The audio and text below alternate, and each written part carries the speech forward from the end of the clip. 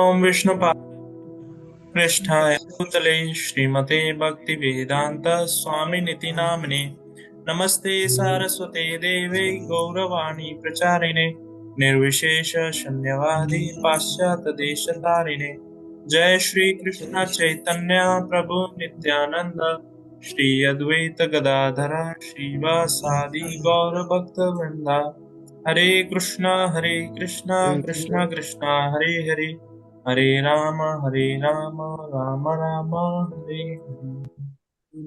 So yes, anyone remembers what we discussed in our last session? Anyone would like to summarize? Yes, Prabhuji. Devotees of Lord Krishna not take the foods without sacrifice to him. Otherwise, those are not offering the food to Lord Krishna, they acquire the sin. And Yes. जो अन्न से हमारा प्राणी का जन्म होता है, और अन्न होता है वृष्टि से, रेन से, और रेन होता है जग से, और जग होता है कर्म से होता है, जो वेद से हमें दिया गया है, प्रिस्क्राइब किया है। और वो जो पाप को हम मिटा सकते हैं, 5 टाइप यज्ञ होता है। एक ब्रह्म यज्ञ, पितृ यज्ञ, दैवी यज्ञ एंड नृयज्ञ। ये 5 प्रकार का जो यज्ञ है, उससे हम ये करा सकते हैं। हमारा ये जो पाप एक्वायर है, हम यज्ञ करके उसको पाप को हम मिटा सकते हैं। Yes, wonderful. Anyone else would like to share or add something on this? All right. So in our last session, we discussed 2-3 verses, verse number 12, 13 and 14, right? So in that we learned how devotees, santaha, basically devotees, they offer everything to the Lord and then they accept as a yagna shishta, as a prasadam. When they accept as a yagna shishta, as a prasadam, what happens? They get free from all kind of contamination. They get free from all sinful reactions very easily just by offering it to the Lord. So what happens actually when we offer to the Lord ahara shuddhi? By eating that prasadam, that pure prasadam which is offered to the Lord, ahara shuddhi, sattva shuddhi, our existence get purified. When our existence get purified, what happen? Dhruva smriti, our intelligence get purified.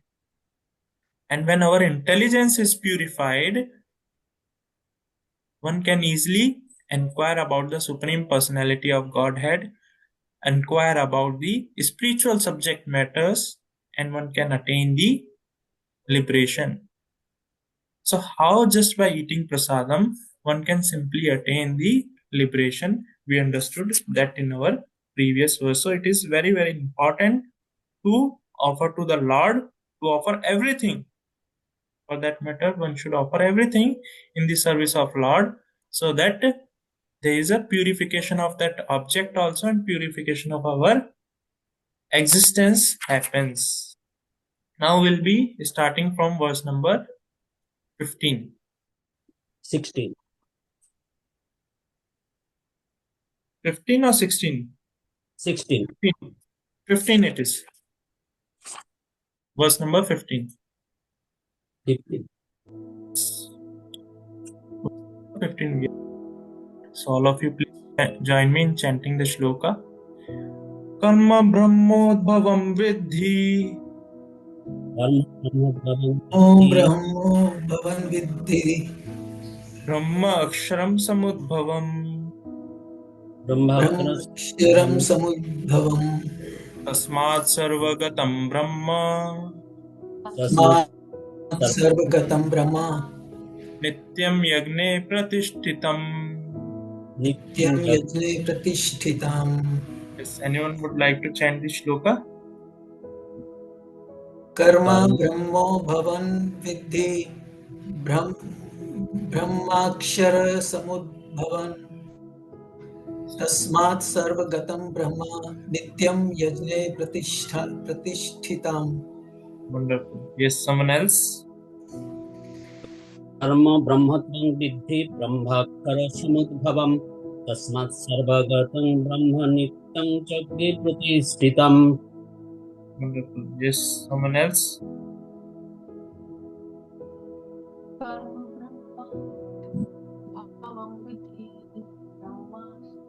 Little loudly. तस्मात् सर्वगतं ब्रह्म नित्यं यज्ञ प्रतिष्ठितम्. Wonderful. Yes, someone else? Alright.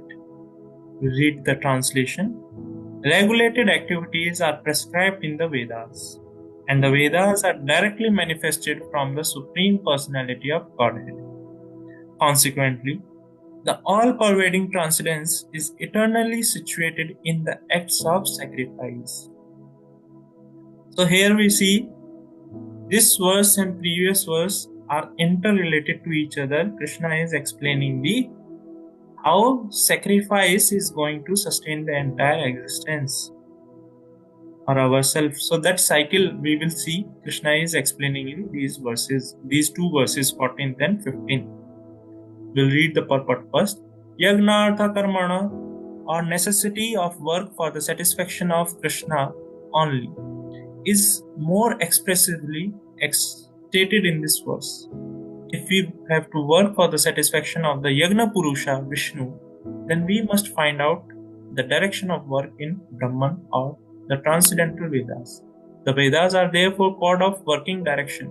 Anything performed without the direction of Vedas is called vikarma, or unauthorized or sinful work. Therefore, one should always take direction from the Vedas to be saved from the reaction of work. As one has to work in ordinary life by the direction of the state, similarly one has to work under the direction of the supreme state of the Lord.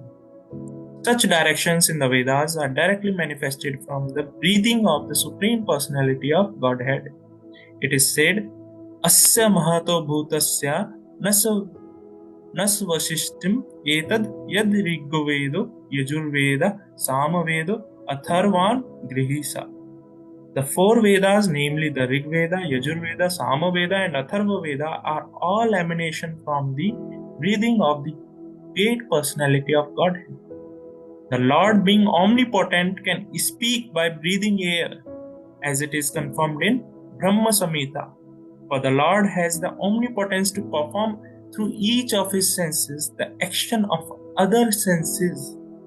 In other words, the Lord can speak through his breathing, and he can impregnate by his eyes. In fact, it is said that he glanced over material nature and thus feathered all living entities. After creating or impregnating the conditioned souls into the womb of material nature, he gave his direction in the Vedic wisdom as to how such conditioned souls can return home back to Godhead. We should always remember that conditioned souls in material nature are all eager for material enjoyment. But the Vedic directions are so made that one can satisfy one's perverted desires, then return to Godhead, having finished his so-called enjoyment. It is a chance for the conditioned souls to attain liberation. Therefore, conditioned soul must try to follow the process of yagna by becoming Krishna conscious. Even those who cannot follow the Vedic junctions may adopt the principles of Krishna consciousness, and that will take place the performance of Vedic yagnas or karmas. So here, first we try to understand how this cycle is working. For that I'll share here. So here we see how from the Supreme Lord Brahma Akshara, from the Supreme Lord has come Vedas. From the Supreme Lord has come Vedas. And from the Vedas basically means knowledge of everything. So these Vedas help us or guide us about our duties. prescribed actions. What should be our prescribed actions? So our prescribed actions are ultimately what? To satisfy the Supreme Lord, because we are the part and parcel of the Supreme Lord. Mamevamsha Jiva Loke Jiva Bhuta Sanatana. We are the eternal living entity which is a part and parcel of that Supreme Lord. So we have to perform yagna. And when we perform yagna, what happens? There is a raining clouds. Sufficient amount of raining happens just by performing the yagna. All the natural resources are easily available just by performing yagnas. In our previous session, we understood how yagnas are very, very potent. And just by satisfying the Supreme Lord, Mother Nature, Prakriti, emanates or produces everything in abundance. Either it may be some precious or rare metals, gems, stones, food grains, milk, whatever it may be, is abundantly produced by the nature just by performing the yagna. So when yagna is performed, rain is happening. When rain is happening, they are sufficient and food grains are available. And these food grains are required to sustain the living entities, Bhutani. All the living entities, even those, we read previous verse, even those who eat meat, they are also has to depend upon food grains, because the animal that they are going to eat is ultimately eating some green grass or some grains, and then that person sacrifices that animal or eats that animal. So even a person who is eating meat has to depend upon food grains, and all the living entities are ultimately depend upon those food grains. And when these living entities offer the food to the Krishna, what happens? He gets free from the entire cycle of birth and death, all kinds of contamination. He gets free from the cycle of birth and death and all kinds of contamination and all kinds of sin.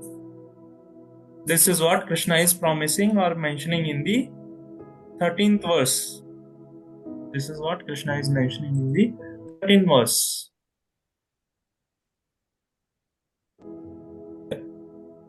Is the devotees of the Lord are released from all kinds of sins because they eat food which is offered first for sacrifice. So when devotees they offer the food to the Supreme Lord Krishna, they get completely free from all kind of contamination, all kinds of sins. Now, these Vedas have been emanated from the Supreme Personality of Godhead. This is what Krishna also says in the Bhagavad Gita, Vedasya sarve aham-eva vedya vedantakrit vedavid evam chaham. From me all the Vedas has come, and from Vedas I am to be understood. So these Vedas help oneself. All this knowledge, Vedas means knowledge of everything, is help us to perform certain actions, guides us what kind of actions we should perform, for what purpose, to get liberate from this material existence. So here very wonderful thing is mentioned in the purport. From the Supreme Personality of Godhead, breathing, just by his breathing, these 4 Vedas has been emanated. These 4 Vedas has been emanated, and this is what is the meaning of omnipotent. Omnipotent means the Supreme Lord. We say Supreme Lord is omnipotent. Bhagavan is omnipotent. What does that mean? That means Supreme Lord is potent to perform all his actions by any of his anga. That is what Brahma says. What he says? Angani yasya saklendriya vritti manti. Angani, all his anga, all his limbs, yasya, by which saklendriya. Saklendriya means all the senses. All the senses Vrittimanti. He can perform, he is potent to perform all kinds of function. What does that mean? That Supreme Lord, he can perform all kinds of action by any of his limbs or any of his anga. Just like with his fingers, he can see. Just by his fingers, he can see. Just by his finger, he can speak. That is the meaning of omnipotent. Just by his eyes, he can eat. And this is how Krishna, he eats. When we offer food to the Lord, Supreme Lord, so how does he eat? He eats just by glancing over the food. When we place some food in front of the deities, he eat just by glancing over the food. And when he eats, it is not like when he is eating, he is taking away something. Suppose you have offered some 500 grams of food. You have kept nicely, you have, kept in the plate and offered to the Lord. It's not like it's going to become 300 gram, 400 gram. No, Krishna does not eat in that way. So how does he eat? That is explained in Isha Upanishad. What is mentioned? Om Purnamada Purnamidim Purnan Purnat Udachyate Purnasya Purnamadaya Purnameva Vashishyate. So this Purnam, the supreme complete whole, from him everything has come, everything has emanated. And how it has emanated? It has emanated completely. Not like there is something incomplete is left behind. No, everything which has emanated from the Supreme Lord is complete. Now, Purnasya Purnamadaya. Purnasya Purnamadaya. So when this supreme complete whole is, even from him everything is coming completely. When this supreme whole is there, it is not like it is getting reduced. It is also remain as a complete whole. It is also how we can understand in simple language. Suppose supreme whole is 1. You take out some portion of supreme whole. You take out 1. Suppose you take out complete also. 1 minus 1 equals to 1. This is what is spiritual calculation. 1 minus 1 equals to 1. 1 minus 1 in general is what? 0. But in spiritual Krishna conscious calculation, 1 minus 1 is 1. Scripture says 1 minus 1. Purnasya Purnamadaya. Even you take away full, complete whole from Purnasya, from complete, if you take complete whole also, Purnameva Vashishyate. Purnam means complete will remain. Complete will remain. So this is how Krishna he eats. When he eats, everything will remain as a complete. It's not like there is something which is reduced. No, everything will remain as a complete. So just by his seeing, he can eat. When we offer our offering food to the Krishna, just by glancing over that, he can eat that food. So now these Vedas, they prescribed such duties for us. For what purpose? So that we can get out of this cycle of birth and death. We can attain liberation. We can come out of this material existence, which is full of misery. Dukhalyam ashashvatam. Just like in Vidyalaya, you get Vidya. In Chikitsalaya, you get treatment. Right? In Devalaya, Devalaya basically means temple where you get the Lord. So same way, Dukhalaya, Krishna is explaining this material world is Dukhalaya. So one will get simply Dukha. Whatever we may try, but ultimately we see somewhere or other some kind of misery is forced upon us. Some kind of misery is forced upon us. because the nature of this material world is dukhalya. So Krishna is telling one has to come out of this dukhalyam ashashvatam. And how one can come out of this dukhalyam ashashvatam? By performing his activities or action in connection with the Supreme Lord, Karma Yoga. When he performs such actions in connection with the Supreme Lord, he can easily transcend, he can easily come out of this material existence. In the previous verse, we see how Krishna, he was mentioning in the verse number 6.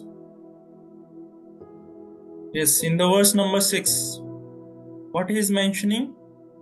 He is mentioning one who restrains the senses and organs of action, but whose mind dwells on sense object, certainly deludes himself, is called a pretender.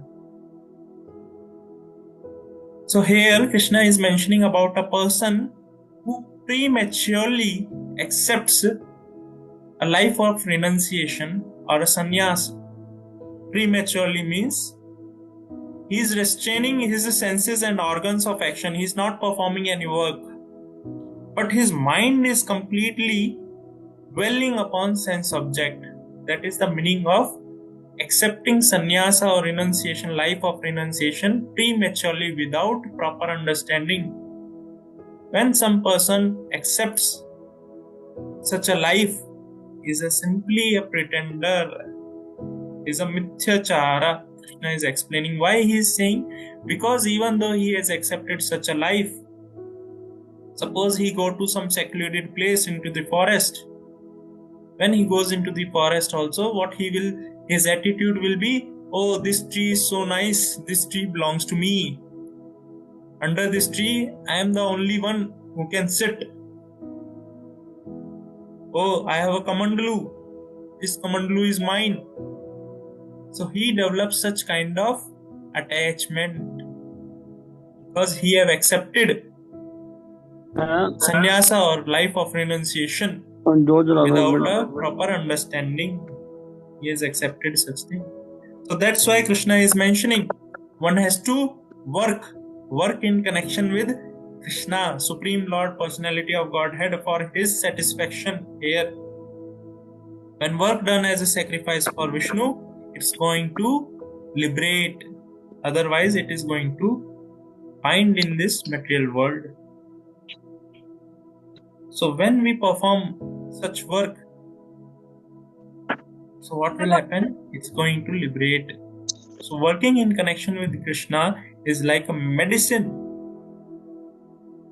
for a person who is suffering from the material contamination. And how we can understand we are suffering from material contamination? The evidence of our contamination itself is we are in this material world. So we are all suffering from that material contamination. So we have to work in that way. And when we adopt such principles of Krishna consciousness, means working for Krishna, that is known as Karma Yoga, and that is as good as performing all the yagnas. That is as good as performing the yagnas. We'll read the next shloka. Evam pravartitam chakram nanu vartayata iha aghayur indriyaramu mogam parthasa jivati. Translation: My dear Arjuna, a man who does not follow this prescribed Vedic system of sacrifice certainly leads a life of sin. For a person delighting only in the senses lives in vain. My dear Arjuna, a man who does not follow this prescribed Vedic system of sacrifice certainly leads a life of sin. For a person delighting only in the senses lives in vain. So here if we see, Krishna is concluding. What he is saying?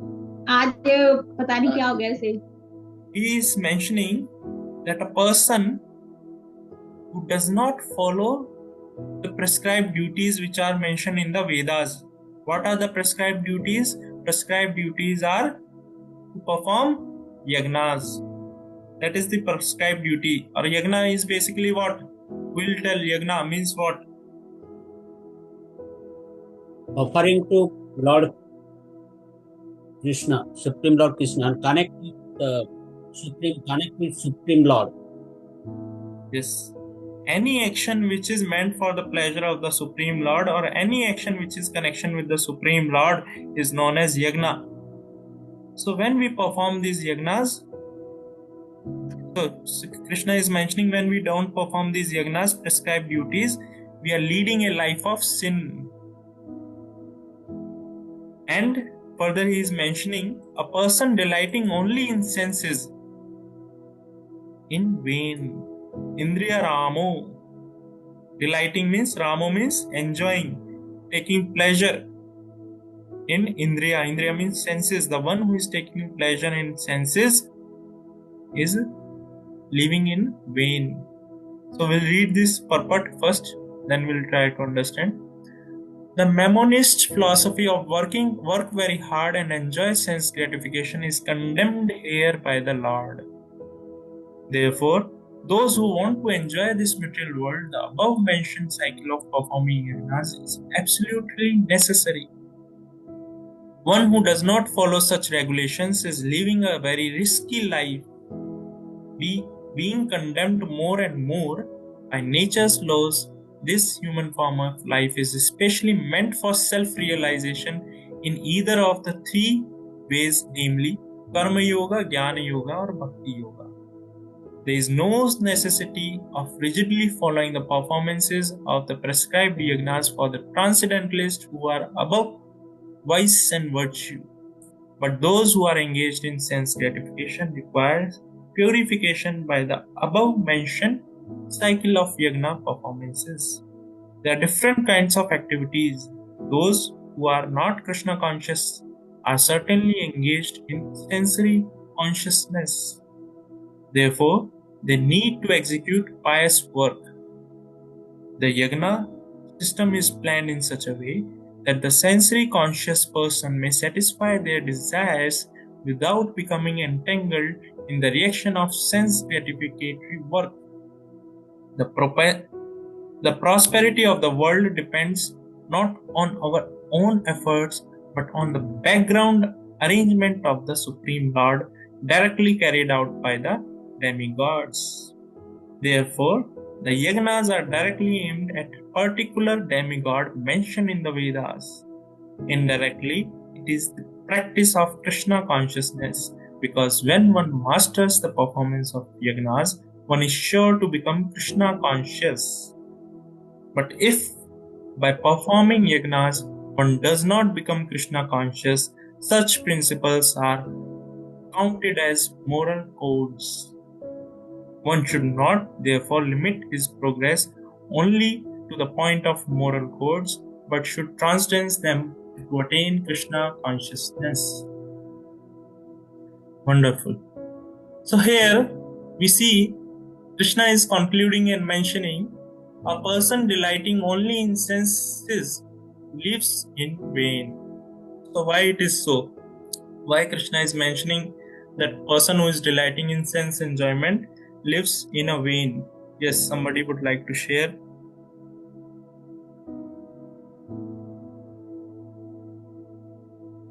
Yes. Because that will mean that we will continue in this material world, death and rebirth and so on. So we will not be going back to the Supreme Lord. Yes. So this has no meaning. This life has no meaning. Correct. Yes. Anyone else? Anyone else would like to share? Prabhu, I think with this particular Little loudly, can you?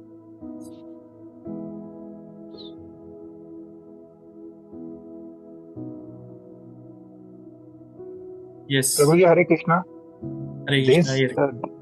This, this is actually a conclusion for those who are actually materialistic or who say work hard, earn money, or believe in sense materialistic possession of things in their hand.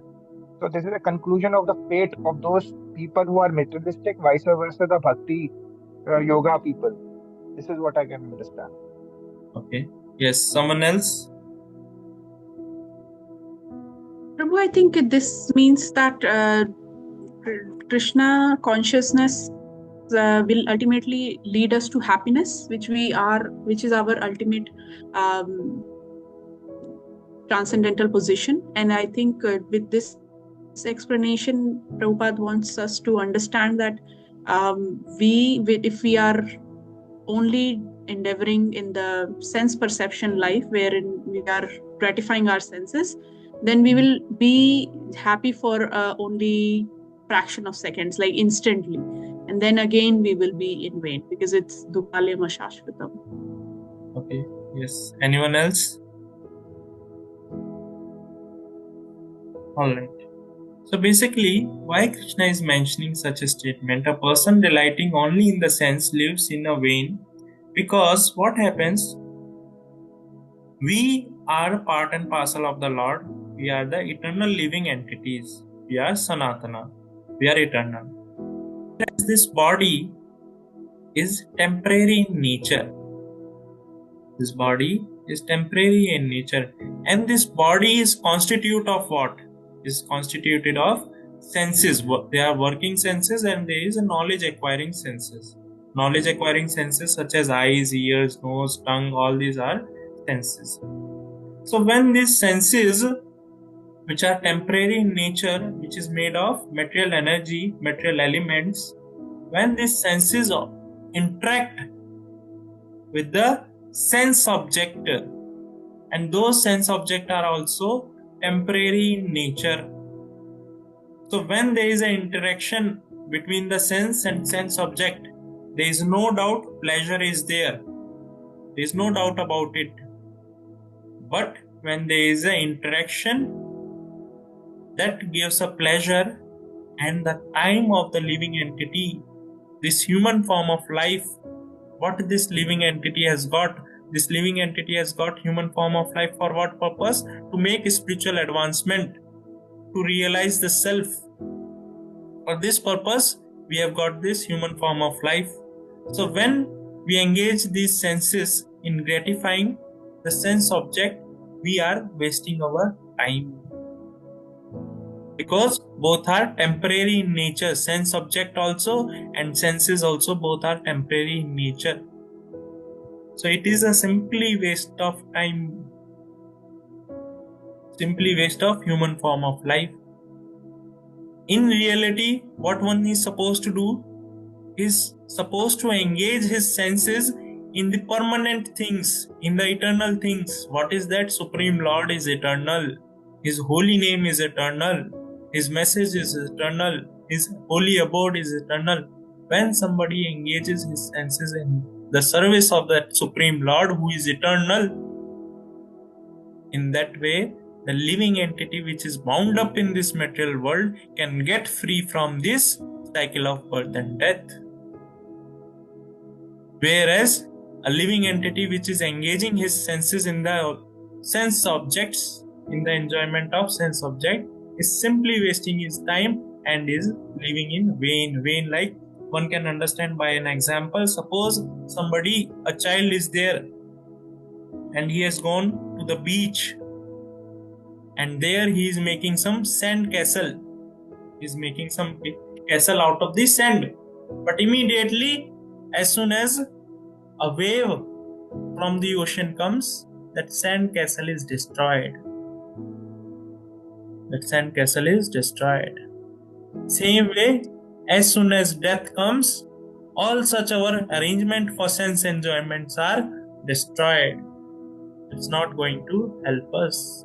Just like a child, if you see child feels a momentary happiness, pleasure by making that sand castle.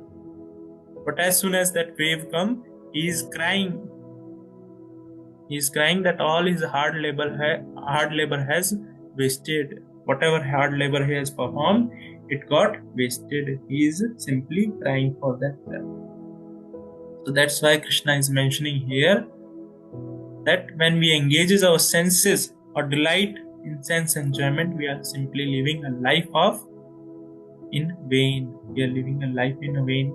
There is a particular sect of philosophy which says enjoy your senses to best of the extent. Enjoy your senses to best of your extent. Enjoy senses, eat, drink, and drink, marry, and be happy. Right? So, even though you may try to work very hard, enjoy the senses, but those senses, by enjoying senses, you will not feel very satisfied. Just like if you put a fish into a golden swimming pool, a swimming pool or a cage which is made of gold, you put that fish into that. Fish is not going to feel happy and satisfied until and unless there is a water in the pond. Until and unless there is a water in that. So same way, we being the living entity, Atma, Jiva, which is a part and parcel of the Supreme Lord, until and unless we unite or we serve the Supreme Lord, we cannot feel that happiness and pleasure or that satisfaction in our life. Whatsoever we may do, that happiness or that pleasure will be temporary in nature. That happiness will be temporary in nature. So, a person who is enjoying his life, what he is doing, he is living a very risky life by not following the rules and regulations of the Vedas.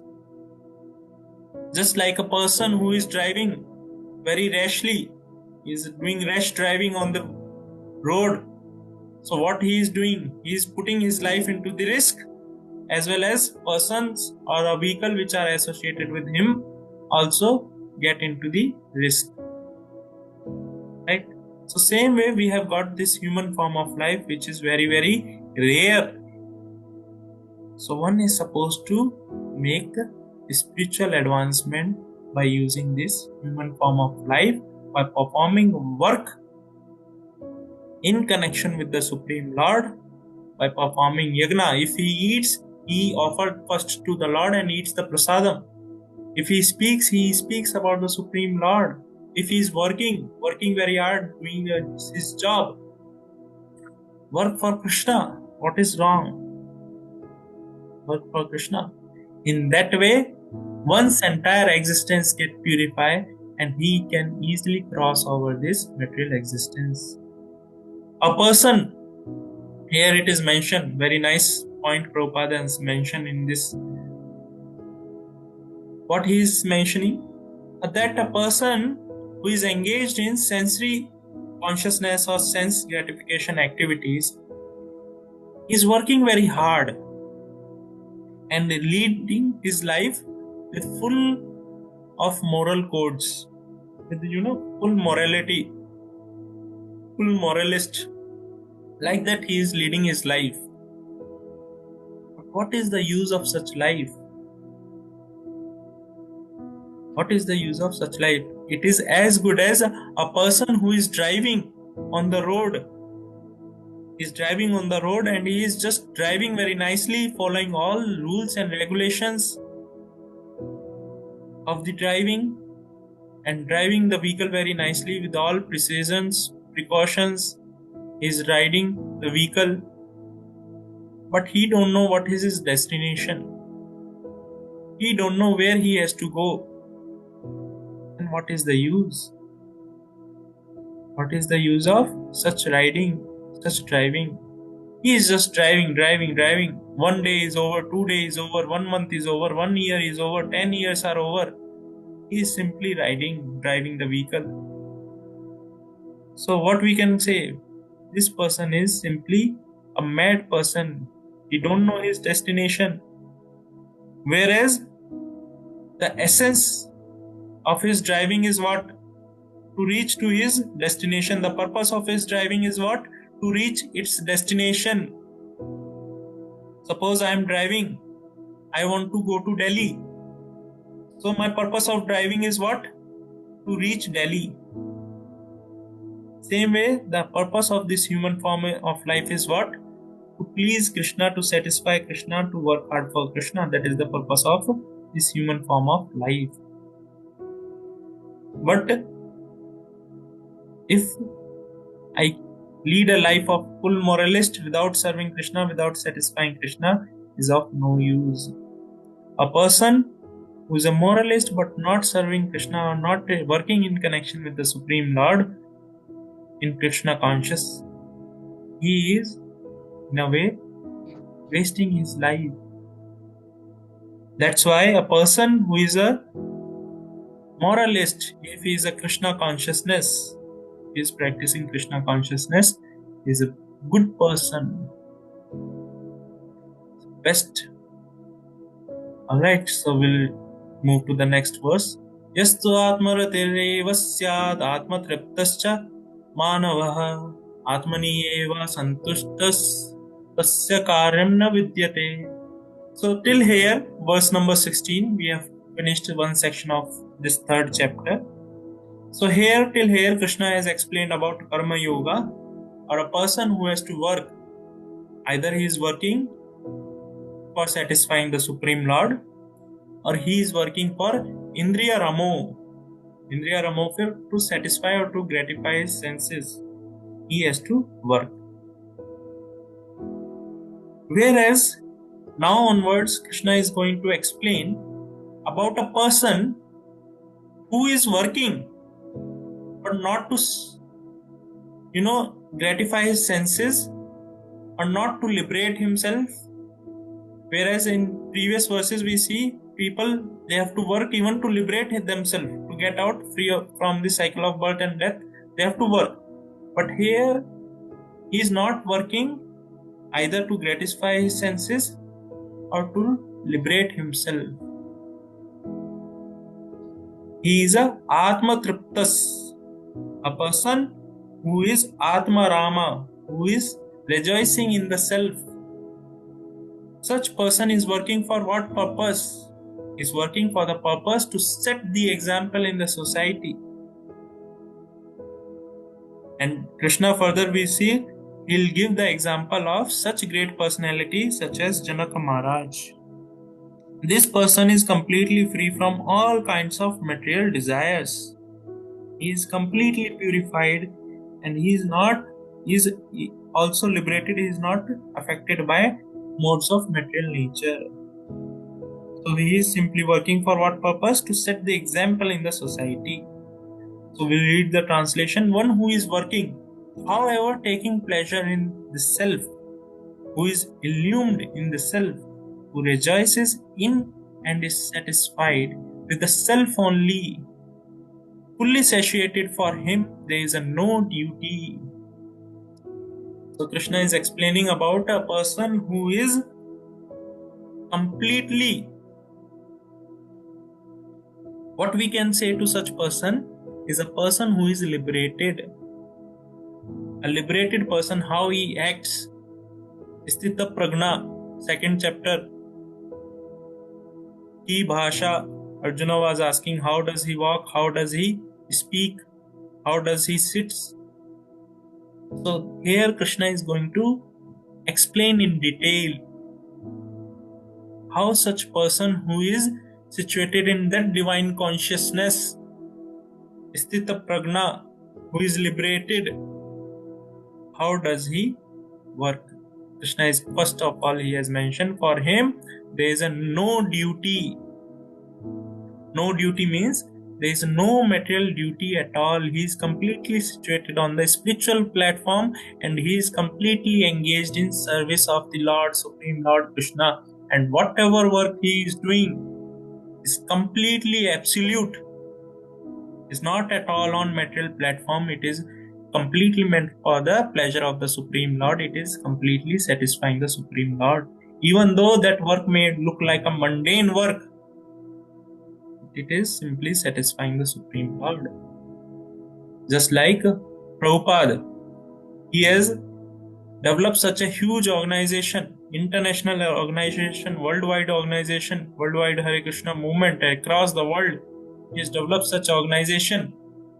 Even though it may look like an ordinary businessman does the same work, but that work is completely meant for the satisfaction of the Supreme Lord, for the welfare of all the living entities. We'll read the purport. A person who is fully Krishna conscious, is fully satisfied by his act in Krishna consciousness, no longer has any duty to perform. But due to his being Krishna conscious, all impiety within is instantly cleansed. Any effect of many thousands of yagna performances. By such clearing of consciousness, one becomes fully confident of his eternal position in relationship with the Supreme. His duty thus becomes self-illuminated by the grace of the Lord, and therefore he no longer has any obligation to the Vedic injunctions. Such a Krishna conscious person is no longer interested in material activities and no longer take pleasure in material arrangements like wine, women, and similar infatuations. A person who is Atma Rama, who is liberated, who is completely absorbed in Krishna consciousness, has no material duty to perform. He is completely free from all such obligations of Vedic injunctions. So how one can understand this thing? Suppose a person who is very sick, he is a sick person, he is suffering from some sorts of disease. So such person, what he has to do? He has to follow the directions of the doctor. Doctor is prescribing to take such and such treatment, he has to take that treatment. Doctor is prescribing to take such and such medicine, he has to take such medicine so that he can get cure. But a person who is completely healthy, completely fit, he no need to take any treatment, he no need to take any medicines, any tonic. He is free from all such treatments and medicines.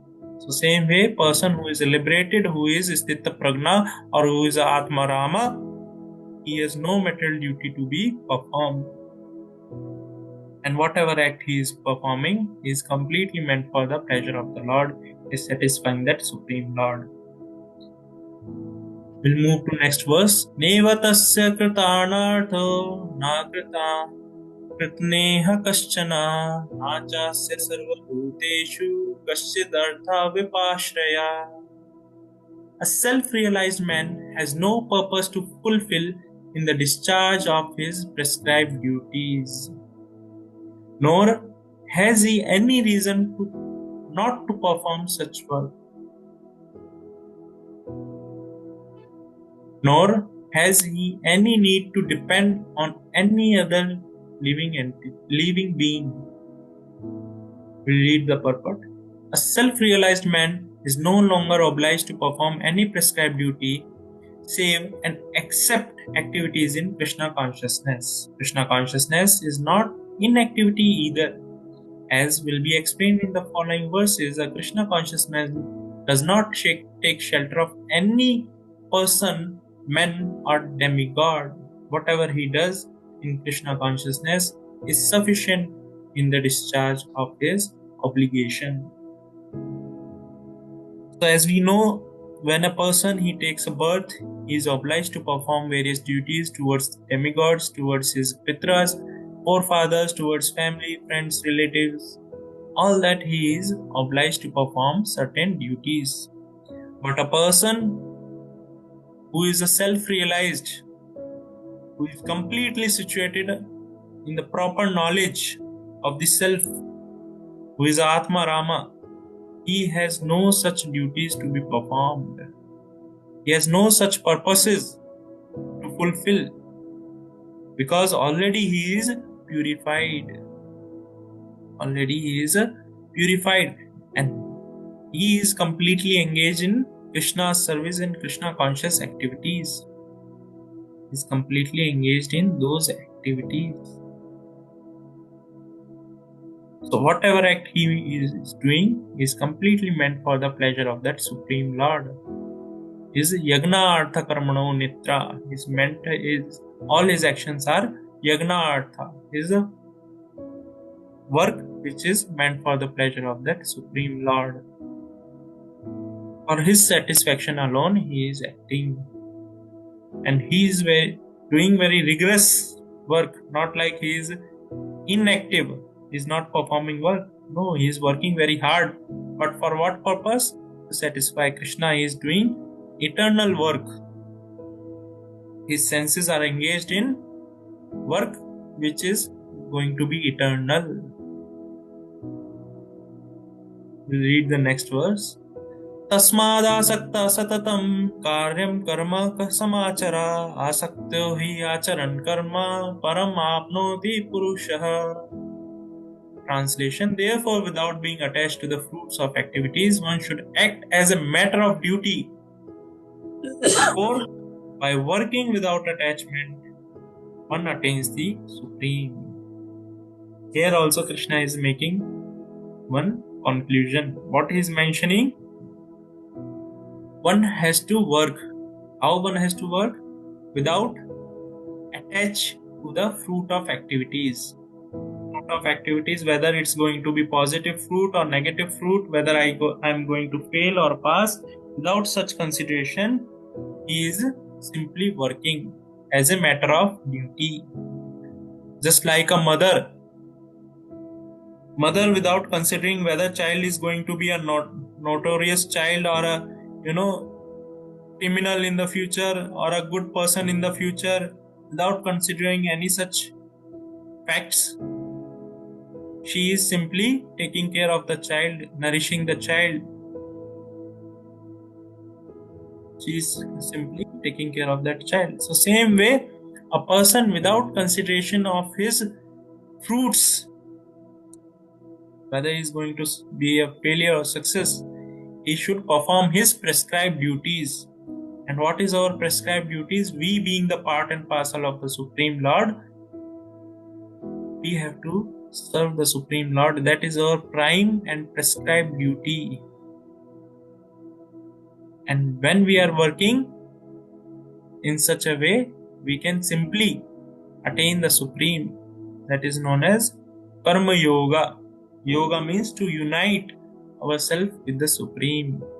And this is what Krishna is mentioning in the second chapter also. Anyone remembers? Same verse Krishna is mentioning in the second chapter. Anyone is able to recollect?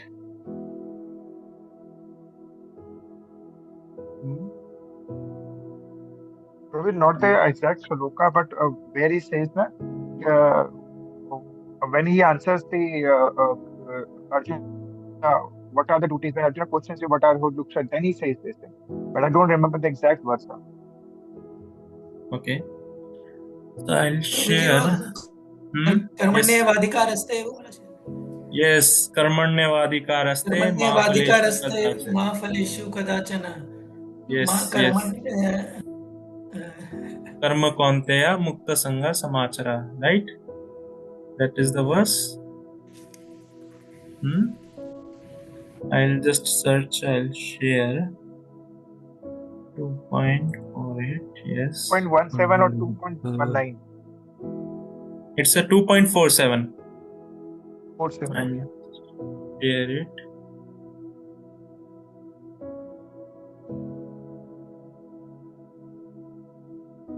All right. Are you able to see? 2.47. So what Krishna is telling, you have a right to perform your prescribed duty, but you are not entitled to the fruits of action. Here is 3.19. What is telling? He is telling the same thing in these two verses, 2.47, 2.48. So let us read full verse. Never consider yourself to be the cause of the results of your activities. Never be attached to not doing your duty.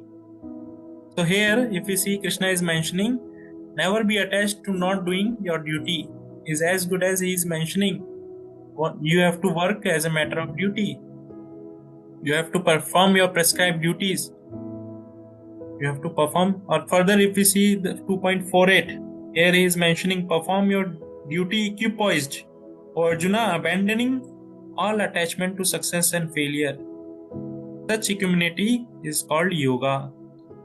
So when one is working without attachment, one can attain the supreme.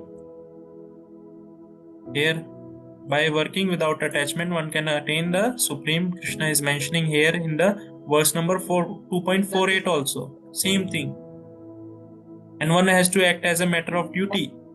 So here Krishna is mentioning, never be attached to not doing your duty. And without being attached to the fruits of activities, you have to act as a equipoised. You have to perform your prescribed duties.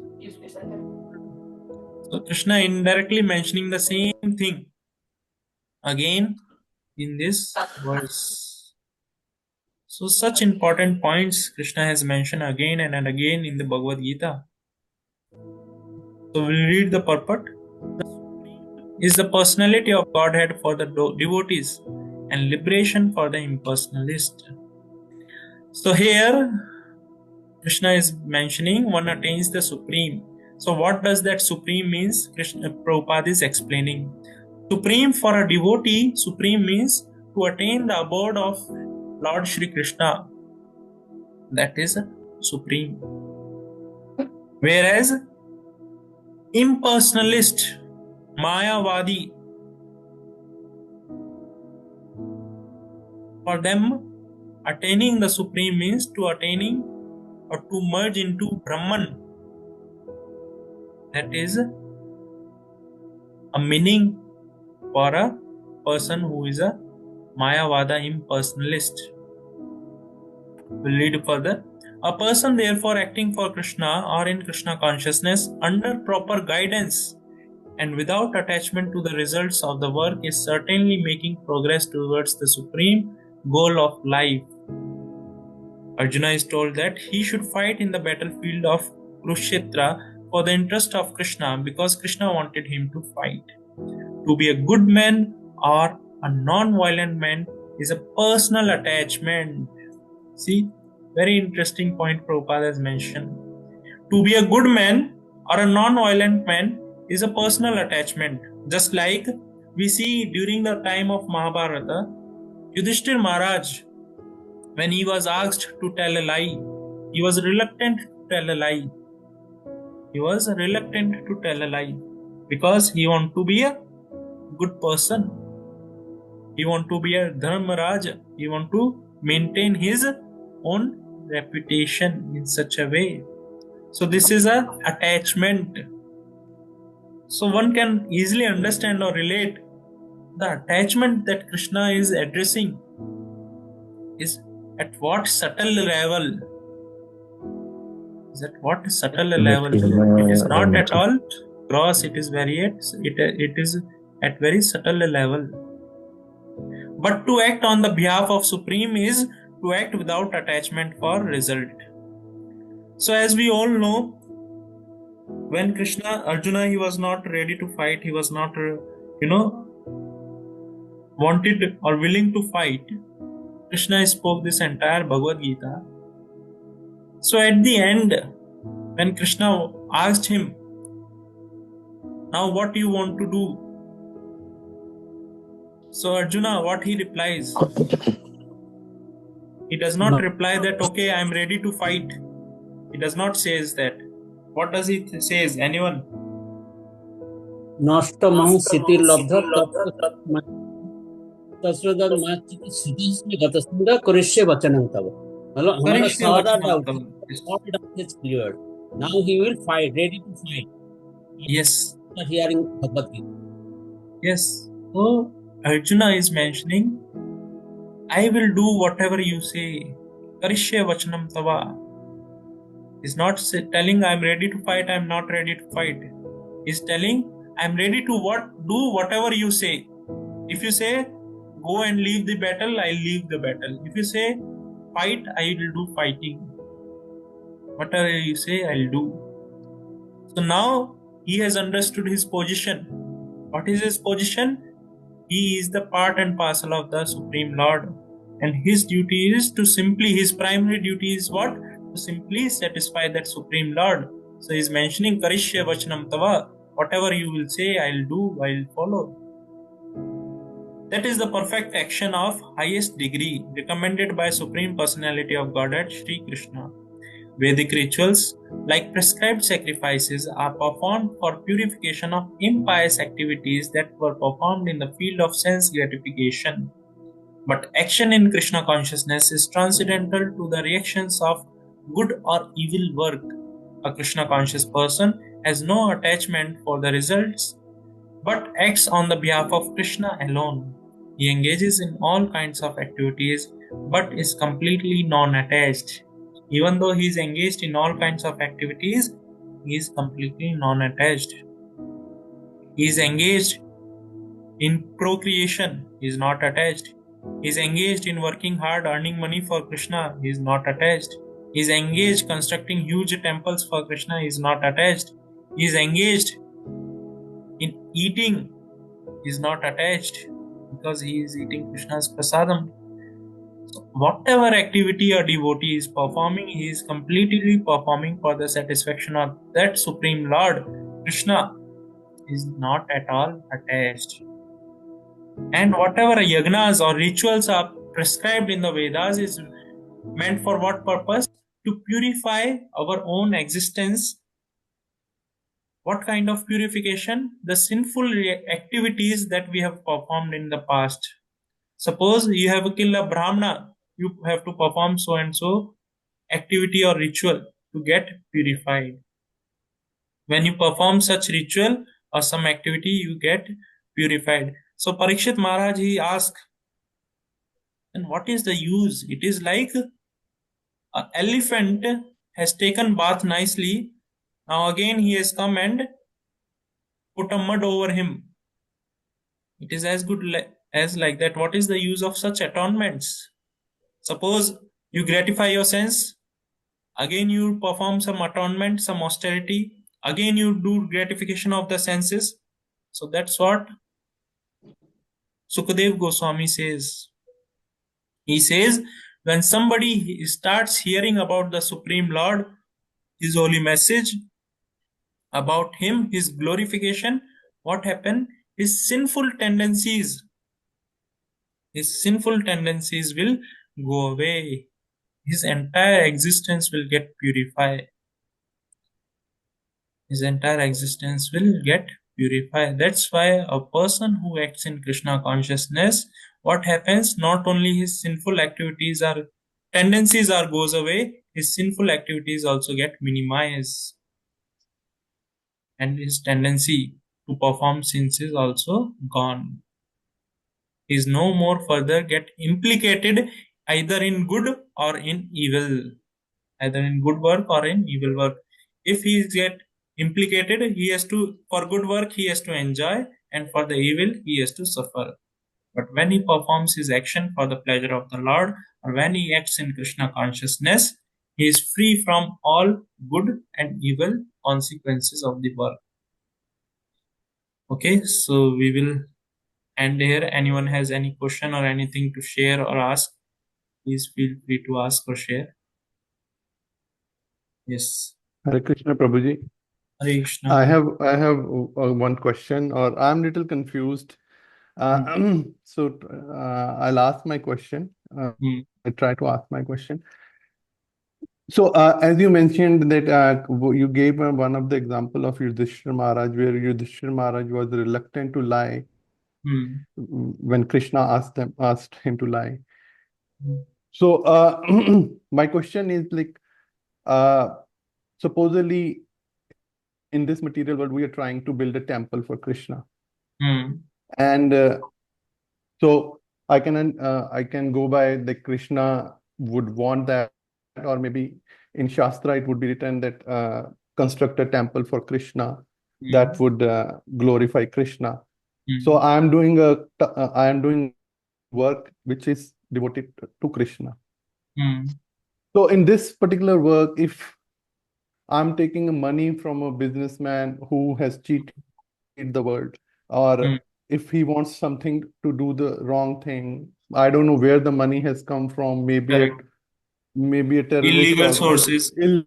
illegal sources. Mm.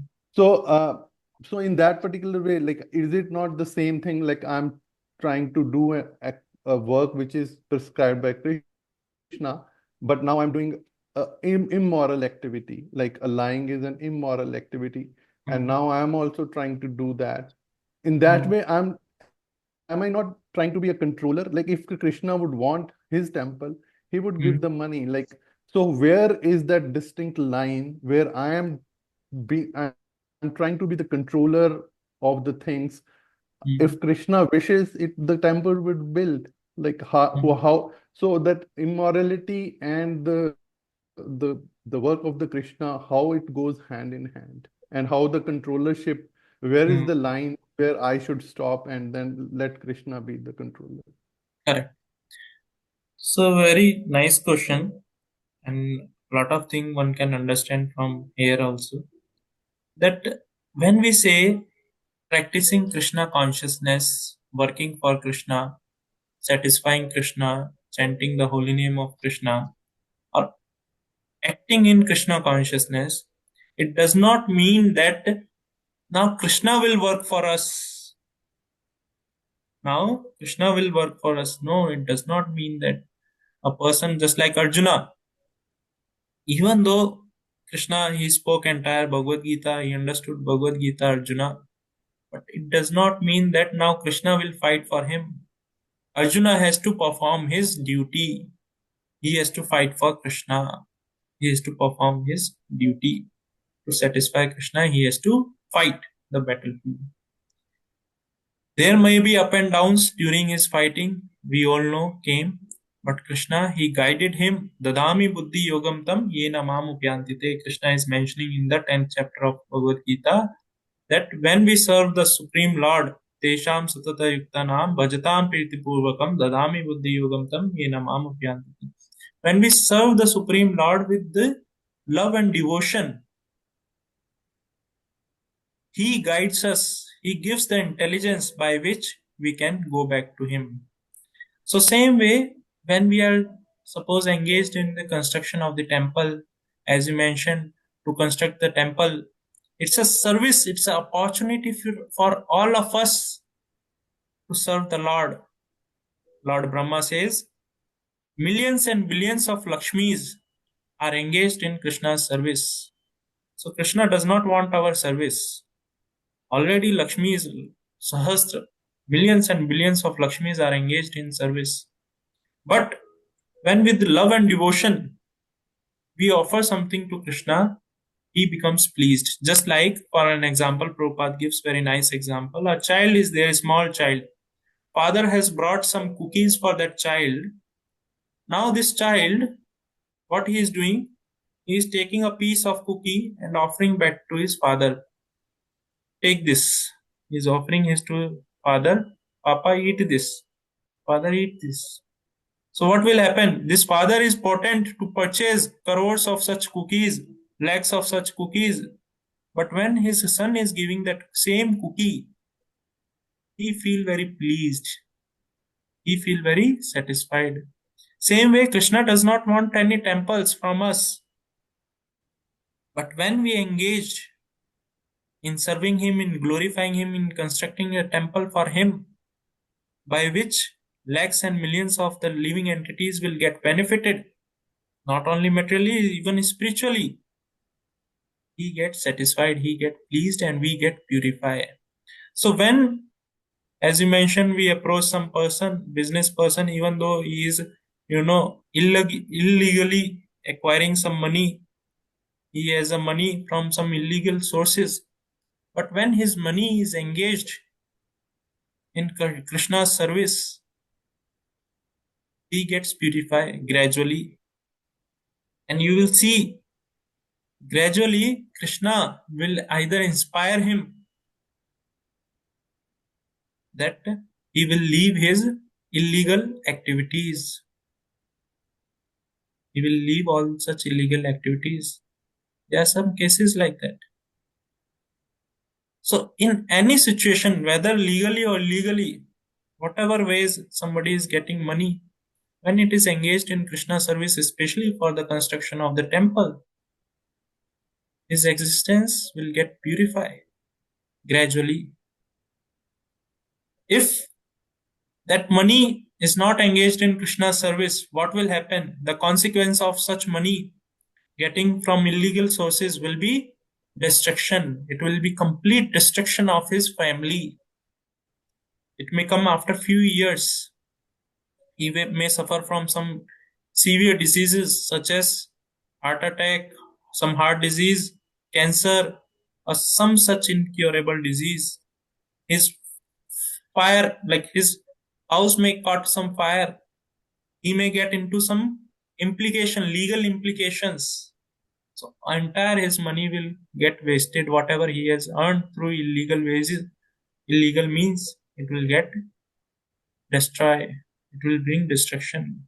Whereas same money, if it is engaged in Krishna's service, even though acquired from illegal sources, gradually it will purify his existence, and Krishna will inspire him to perform prescribed duties or to earn money in a legal way or more, pious way.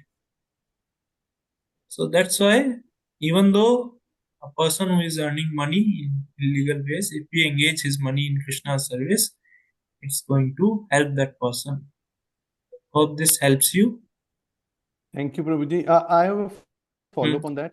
So my question was not mostly from the other side, but from our side. Like, so supposedly the follow-up is, so now we took the money and now there is some inquiry into it, and then we get a bad name, and that the organization is getting a bad name because we got money from an illegal source. So now by taking that money, am I not hurting the movement, Krishna movement? Yeah, so I it don't should know in not. future there. Correct. So Got it. I'm talking in context of ourselves. Not obviously his money would be purified and he would be serving the Got Krishna. it. Yeah. So Yes. my question was from our side. Yes. So, like for an example, it should not be like, oh, let us do a business of drugs. We can earn a lot of money. No, that should not be the thing. Or in cases of some non-profit organization, that's like our own self. Many times we get offer of money laundry cases.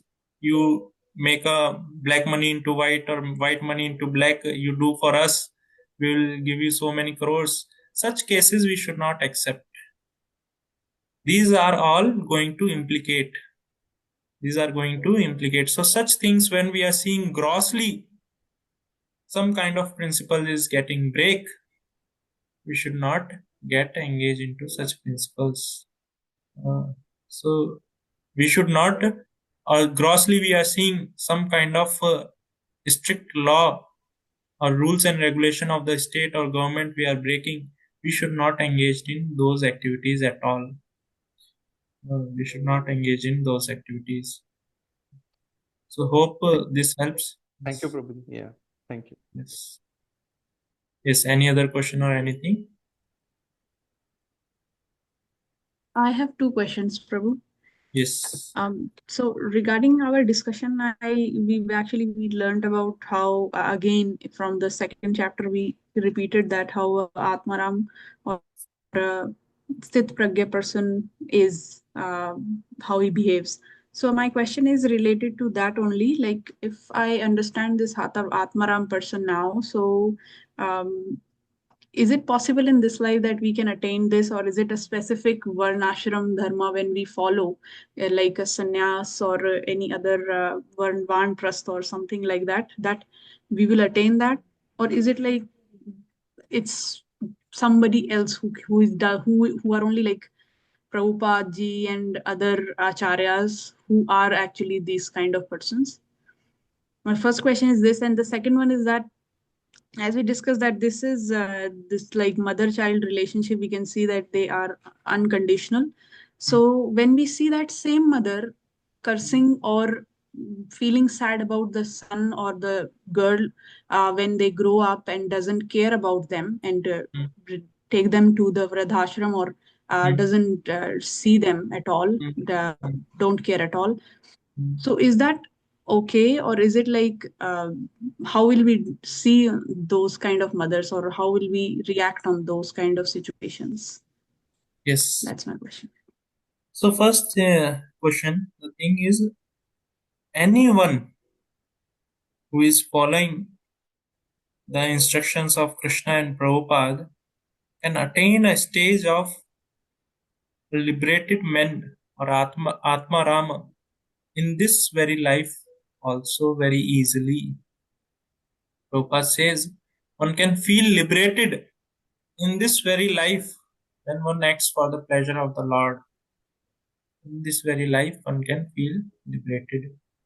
So when one acts for the pleasure of the Lord, gradually, it will not happen overnight, but gradually one can experience how he is making advancement. And gradually, over a period of time, if he is following Prabhupada's instruction and Krishna's instruction, he can experience that liberated stage also very easily. So that is very much possible in spite of whatever Varna or Ashma you are situated at.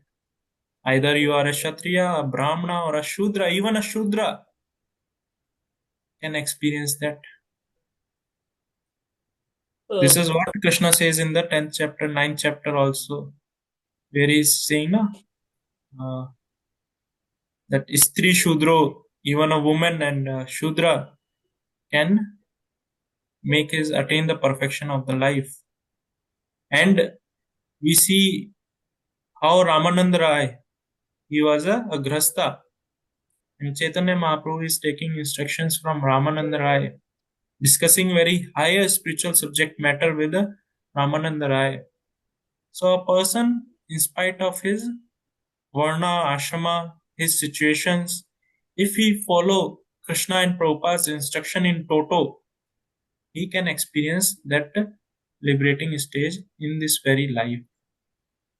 He can experience. And there are various such examples. And now coming to the second question.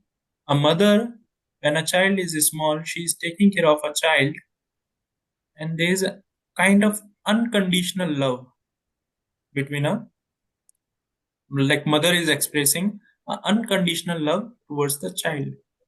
Whereas that child, when he grows up, he keeps that mother into some vradashram or into some such places. So yes, mother has done her duty as an unconditional child love, expressed her unconditional love towards the child, but somewhere she has failed to imbibe the values and culture into that child. That's why Krishna, when he was mentioning one of the symptom of Kali Yuga, he was mentioning that parents will be so much affectionate to the child that they will harm the child. Just like what way Krishna expressed this, a cow, she is licking the calf in such a way that calf is bleeding. Cow is licking a calf so much so that that calf is bleeding. Same way in Kali Yuga, the affection and the love of the parents is so much so that the child is getting harmed by such love and affection. The upbringing of the children we see nowadays is so tough. Children are not at all willing to serve their parents. So that's why that's why first guru of a child is parents. Parents are the first guru of the child. So they have to teach that Krishna consciousness from the childhood itself. And in the Bhagavatam we see Guru na sisyat, Pitra na sisyat. One should not become a parent until and unless he is qualified to liberate his child. Until and unless he is qualified to free him from the cycle of birth and death. He should not become a parent. He should not accept a guru. One should not become a guru. One should not become a husband. Pati na sisyat, guru na sisyat, pitra na sisyat, matra na sisyat. So one should not take up any such relationship until and unless he is not able to free that person from the cycle of birth and death. Okay, so a parent has a very strong responsibility for the child, and when such a responsibility is performed towards the child is going to perform his own responsibility also. Hope this helps. Yes, Prabhu. Yes, any other question or anything? Srimad Bhagavad Gita ki Jai. Jai. Prabhupada ki Jai. Jai. Hare Krishna. Hare Hare Krishna, Krishna. Prabhuji. Hare Krishna, Guruji.